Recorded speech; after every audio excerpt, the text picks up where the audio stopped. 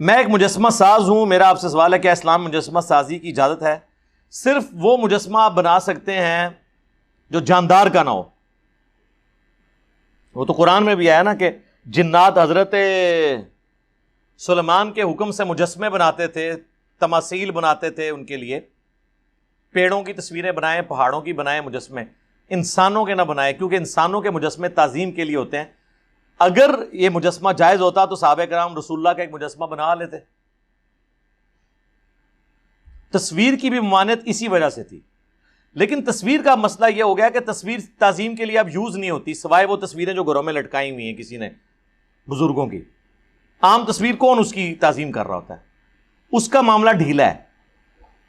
وہ آپ آئینے پہ قیاس کریں گے. جیسا رسول اللہ صلی اللہ علیہ وسلم اپنا آئینہ دیکھتے تو آپ کو شکل مبارک نظر آتی تھی نا، اندر تصویر تو تھی.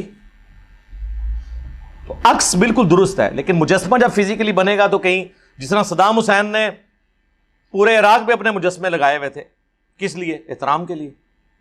اس طرح کی کوئی تصویر بھی لگائے نا وہ حرام ہے. آپ سعودیہ میں چلے جائیں تو وہ جو وقت کا حاکم ہوتا ہے اس کی بڑی بڑی تصویریں انہوں نے لکھ کے لگائی ہوتی ہیں، بڑی بنا کے، اور نیچے بڑے وہ سلوگنز لکھے ہوئے ہوتے ہیں. اس طرح کی تعظیم والی تصویریں حرام ہیں. لیکن مولوی دیکھیں، پہلے تصویر کو حرام کہتے تھے، اب واجب سمجھتے ہیں.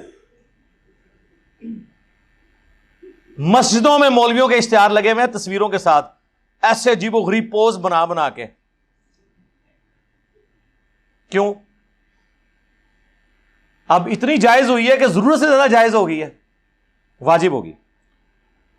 قرآن میں مجسمہ سازی کا کوئی ذکر نہیں ہے جی، میں نے بتا دیا نا، ہے ذکر، لیکن وہ مجسمے اور ہیں.